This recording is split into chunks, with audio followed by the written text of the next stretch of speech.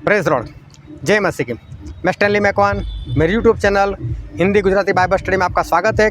मेरे चैनल को आज अभी इसी वक्त आप सब्सक्राइब कर लीजिए और परमेश्वर के ज्ञान में पढ़ते जाओ। क्या आप किसी चर्च के मेंबर हो? क्या आप किसी मंडली के सदस्य हो? और अगर आप किसी मंडली के सदस्य हो तो उस मंडली को बढ़ाने के लिए आपने कुछ किया? क्या आप अपनी मंडली के अंदर कुछ योगदान देते हो? क्या आप अपनी मंडली को कुछ अपने ओर से देते हो? क्या आप मंडली में कुछ काम करते हो? क्या उसके बढ़ाने के लिए आपने अभी तक कुछ किया? मंडली को कैसे बढ़ाते हैं और क्यों बढ़ाते हैं, और आप किस तरह से मंडली में उपयोगी पात्र बन सकते हो, वो जानने के लिए मेरे साथ इस वीडियो में अंत तक बने रहो।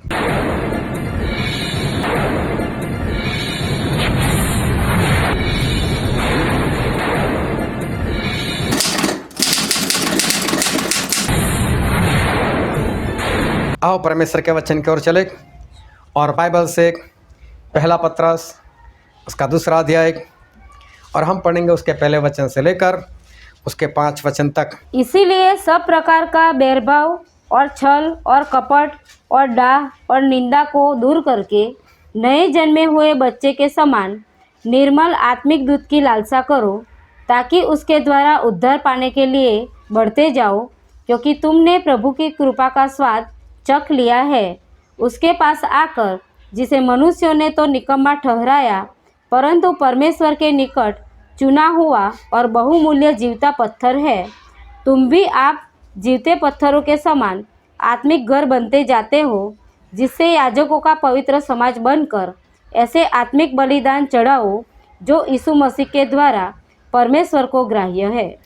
परमेश्वर पिता का वचन हमारे लिए बहुत ही आशीषित है और परमेश्वर पिता का वचन सच्चा है, और बाइबल में लिखा है यदि सच्चाई को जानोगे तो सच्चाई तुम्हें आज़ाद करेगी। और जो वचन आज हमने पढ़ा था पहला पत्रस उसका दूसरा अध्याय, और वहाँ पर एक बार फिर से पढ़ते उसका दूसरा वचन, नए जन्मे हुए बच्चे के समान निर्मल आत्मिक दूध की लालसा करो। यहाँ पर ऐसा लिखा है, नए जन्मे हुए बच्चे की तरह आत्मिक दूध की क्या करो? लालसा करो। लालसा करो। इच्छा नहीं, लालसा करो। इच्छा तो मार भी सकते, लेकिन लालसा का मतलब होता है कि बहुत ज़्यादा इच्छा, नहीं चलेगा बस इसके बिना। और यहाँ पर लिखा है कि जो बच्चे हैं, नए जन्मे हुए बच्चे, उनको किस बात की लालसा होती है? उनको दूध की लालसा होती है। और ऐसा लिखा है कि लालसा रखो, किस बात की? दूध की। एक बार फिर से पढ़ो, नए जन्मे हुए बच्चे के समान निर्मल आत्मिक दूध की लालसा करो। निर्मल आत्मिक दूध की लालसा करो। अभी ऐसा पत्र सिखा रहे पवित्र आत्मा से, लेकिन क्यों लालसा करें? क्यों आत्मिक दूध की हम लालसा करें? पढ़ो आगे क्या लिखा है, ताकि उसके द्वारा उद्धार पाने के लिए बढ़ते जाओ। इस दूध के द्वारा, दूध की लालसा रखने के कारण उद्धार पाने तक बढ़ते जाओ। हालेलुया। दूध को पीना है, उद्धार पाने तक बढ़ते जाए। हालेलुया। देखो बच्चा दूध कैसे मांगता है? बच्चा होता है, इन घर में बच्चा है ना, बोलता है बच्चा दूध दो? ऐसा नहीं बोलता। क्या करता है? रोता है बस। उसको भूख लगी, दूध चाहिए, बस रोना शुरू। अभी समझ लो उसकी माँ नहीं है वहाँ पर दूध पिलाने के लिए, और वहाँ पर कोई और है, तो सबसे पहले क्या है, उसकी माँ को जल्दी से बुलाओ, इसको दूध पीना है। और बच्चे के सामने घंटी बजाओ, शांत हो जाता है? नहीं। उसको झूले में डालो, झूला डालो तो भी नहीं। उसको खिड़की के पास देख देख देख, वो देख कैसा लग रहा है, कैसा लग रहा है, कुछ भी करो उसको तो एक ही बात है, बस दूध चाहिए। वो शांत कब होगा? इसको कहते हैं लालसा। हालेलुया। और ये निर्मल आत्मिक दूध क्या है? परमेश्वर के वचन है। ये तो सही है, कहाँ मैसेज आ गया एक बार फिर, आज मीटिंग में जाना है ना? इसलिए तो कोई 11:05 पर आता है, क्यों 11:02 पर आता है ना। लालसा होती तो माटे तो जल्दी क्यों आते हैं? हमारा भी तो कुछ काम है, लालसा होती तो ऐसे जल्दी आ जाते, है ना। हालेलुया। बच्चे की तरह निर्मल आत्मिक दूध की लालसा करो। बच्चे को तो बस एक ही बात, कुछ भी करो, कुछ भी दिखाओ, नहीं, जब तक दूध उसके हाथ में नहीं आएगा तब तक वो रोता रहेगा। लेकिन दूध क्यों पीना है? तो बोले उद्धार पाने तक हमें बढ़ना है। मतलब बच्चा दूध नहीं पिएगा तो बढ़ेगा नहीं। माँ दूध क्यों पिलाती है? ताकि बच्चा बड़ा हो जाए। फिर बच्चा बड़ा होने के बाद दूध पिलाते, फिर नहीं पिलाते दूध, बड़ा करने के लिए दूध पिलाते। फिर बड़ा होने के बाद उसको दूध नहीं दिया जाता। फिर बाइबल में ऐसा लिखा है, इब्रानी उसका 5वां अध्याय उसका 12 वचन पढ़ो तो। समय के विचार से तो तुम्हें गुरु हो जाना चाहिए था, तो अभी यह आवश्यक हो गया है कि कोई तुम्हें परमेश्वर के वचनों की आदि शिक्षा फिर से सिखाए। तुम तो ऐसे हो गए हो कि तुम्हें अन्न के बदले अब तक दूध ही चाहिए। Hallelujah, hallelujah. अभी ध्यान से समझ, यहाँ पर ऐसा लिखा है कि अब तक तो तुम्हें गुरु हो जाना चाहिए था। गुरु मतलब सिखाने वाला, उपदेशक, प्रचार करने वाला। अब तक तो तुम्हें वो हो जाना चाहिए था। लेकिन यहाँ पर बाइबल में ऐसा लिखा है, लेकिन एक बार फिर से तुमको कोई पुरानी वाली बातें सिखाए। कौन सी पुरानी वाली? कि जो नया नया मसीह में आता है उसको जो सिखाया जाता है, देखो भाई बपतिस्मा लेना है, पश्चाताप करना है, क्योंकि परमेश्वर न्याय करने के लिए आने वाले, ये सारी बच्चों को सिखाई जाती है। मतलब ये दूध वाली बात है, बपतिस्मा सिखाना, न्याय के बारे में सिखाना, स्वर्ग और नरक के बारे में सिखाना, ये बच्चे वाली बात है। बोले अब तक तो तुम्हें गुरु मतलब सिखाने वाले हो जाना चाहिए थे। मतलब टाइम इतना चला गया, बरसों इतने बीत गए कि इंसान हाइट बॉडी में तो बड़ा हो गया। लेकिन बाइबल में क्या लिखा है कि तुम ऐसे हो कि हाइट बॉडी में तो बड़े हो गए, लेकिन अभी भी तुमको अन्न की जरूरत नहीं, लेकिन किसकी जरूरत है? दूध की जरूरत है। ऐसे तुम हो गए हो। हालेलुया। अभी 1 साल का बच्चा बेड के ऊपर एक दूध की बोतल लेकर वो सोया पड़ा, मुंह में दूध डालकर, वो तो ठीक है। लेकिन 15-20 साल का लड़का भी बोतल लेकर ऐसे पड़ा हो तो वो कैसे लगेगा? क्या उसकी माँ उसको देखकर खुश है कि देखो मेरा बेटा कैसे दूध पीता है? और लोग आएंगे तो क्या बोलेंगे? तेरा बेटा है, मंद बुद्धि है, इसका विकास नहीं हुआ, अभी तक दूध पी रहा है। दूध क्यों पीना है? बढ़ने के लिए। लेकिन बरसों बीत गए। 2 तरह के बच्चे कभी देखे होंगे ऐसे पागल लोगों को आपने, जो 20-20 साल के फिर भी माता पिता उसको उठाकर जा रहे, उनका विकास नहीं हुआ, वो पागल की तरह वो घूम रहे। लड़का 20 साल का हो गया तो भी बोतल पिए, तो लोग उसको मंदबुद्धि बोलेंगे, उसको पागल समझेंगे। और मैं सारी बातें आत्मा की बोल रहा हूँ, इतना याद रखना कि जो लोग आत्मा में नहीं बढ़े बरसों से, मंडली के लिए कोई उपयोगी पात्र नहीं, सारे बच्चे हैं। बरसों के बाद भी दूध पीने वाले, हजम नहीं होती इनको, सब्जी बिरयानी ये सब कुछ इनको हजम नहीं होता, ऐसे लोग हैं। ये मंडली के लिए कोई काम के नहीं। ये बच्चे हैं, अभी ये बच्चे हैं, इनके अंदर कुछ भी नहीं है, ये मंडली के लिए कोई उपयोगी नहीं। फिर जो वचन पढ़ा था वहाँ उसके 4 और 5 वचन में लिखो तो क्या पढ़ो तो क्या लिखा है? उसके पास आकर जिसे मनुष्य ने तो निकम्मा ठहराया, परंतु परमेश्वर के निकट चुना हुआ और बहुमूल्य जीवता पत्थर है। तुम भी आप जीवते पत्थरों के समान आत्मिक घर बनते जाते हो। अभी ध्यान से समझना, हम अंतिम पड़ाव की ओर है और परमेश्वर जो सिखाना चाहते हैं वो अभी आ रहा है। फिर से पढ़ो 4 से। उसके पास आकर जिसे मनुष्यों ने तो निकम्मा ठहराया, परंतु परमेश्वर के निकट चुना हुआ और बहुमूल्य जीवता पत्थर है। तुम भी आप जीवते पत्थरों के समान आत्मिक घर बनते जाते हो, जिससे याजकों का पवित्र समाज बनकर ऐसे आत्मिक बलिदान चढ़ाओ जो यीशु मसीह के द्वारा परमेश्वर को ग्राह्य है। हालेलुया। ये पत्थर से अनपढ़ थे, लेकिन देखो लिखा है ऐसा कि समझने को बहुत भारी लगता है। अभी धीरे धीरे इसको पढ़ो तो 4 से। उसके पास आकर जिसे मनुष्य ने तो निकम्मा ठहराया, उसके पास आकर, मतलब प्रभु उसी की बात कर रहे हैं जिसको लोगों ने निकम्मा ठहराया। परंतु परमेश्वर के निकट चुना हुआ और बहुमूल्य जीवता पत्थर है। प्रभु यीशु जीवता पत्थर है।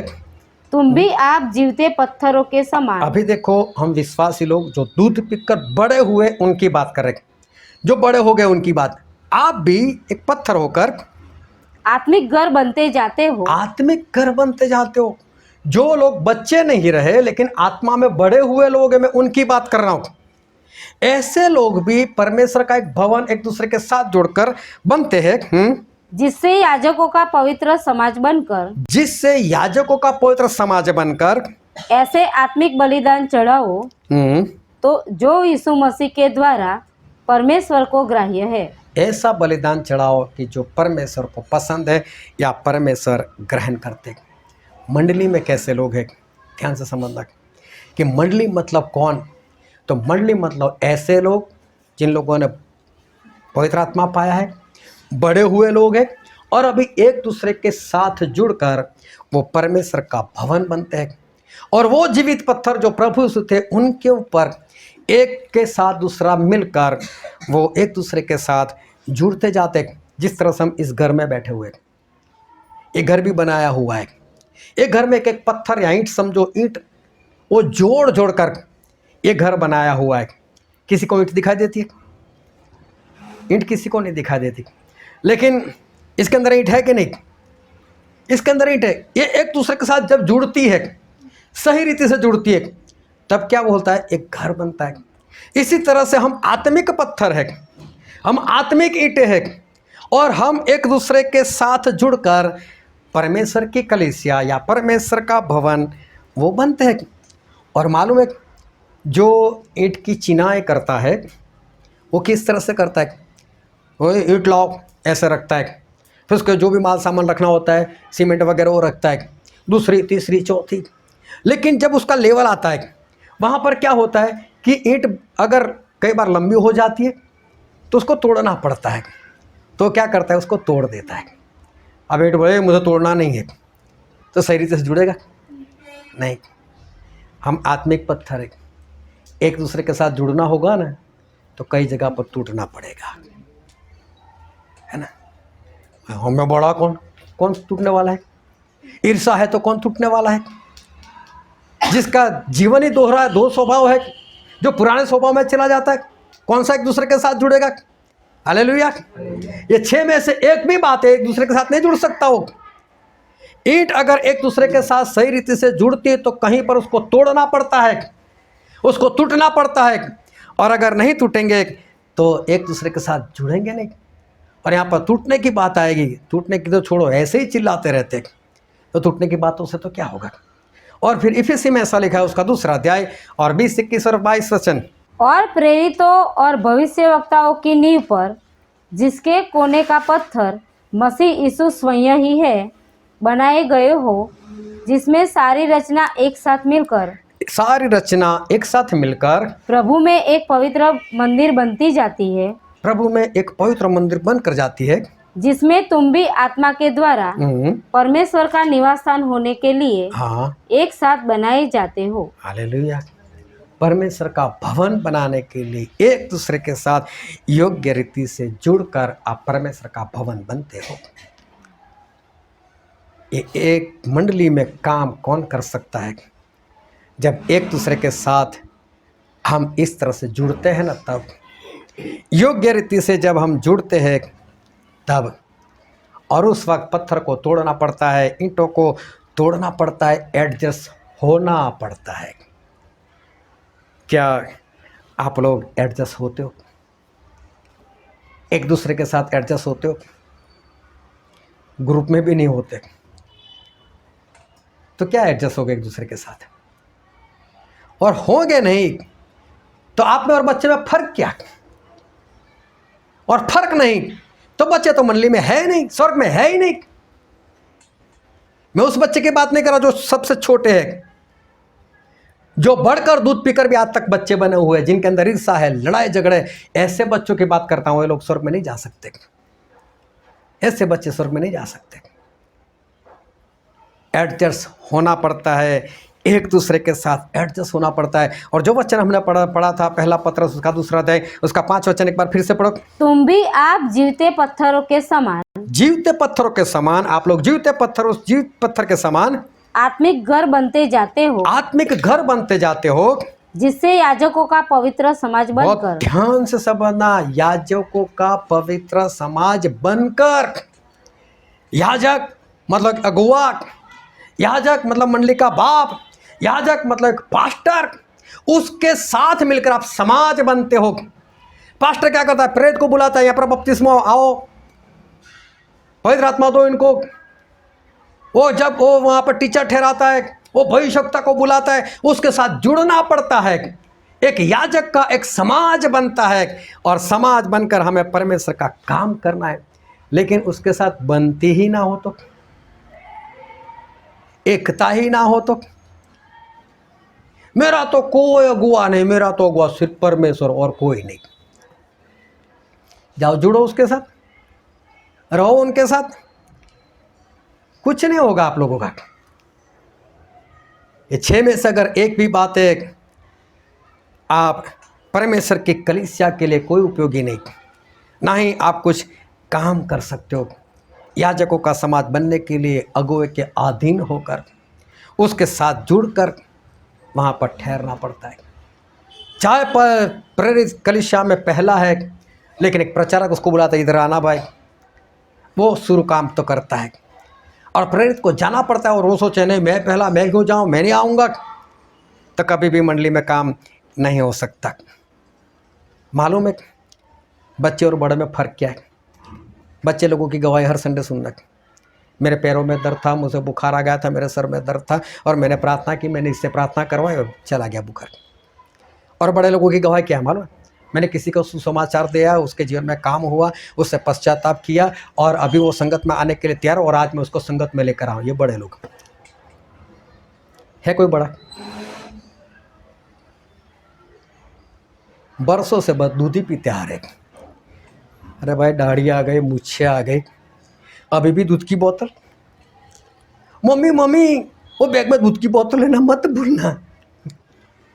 अरे दाढ़ी मूछाने के बाद भी अभी दूध की बोतल लेकर ही घूम रहे हो। अभी भी कोई उन्नति नहीं हुई, कोई आगे नहीं बढ़े, मंडली के लिए कोई उपयोगी नहीं, नाव पास कर सकते हो, कुछ भी नहीं। क्या काम का ऐसा जीवन? बस बच्चों की तरह बड़ी बड़ी बातें करना, फेंकना, अब तो ये कर दूंगा वो कर दूंगा, लेकिन करना कुछ नहीं।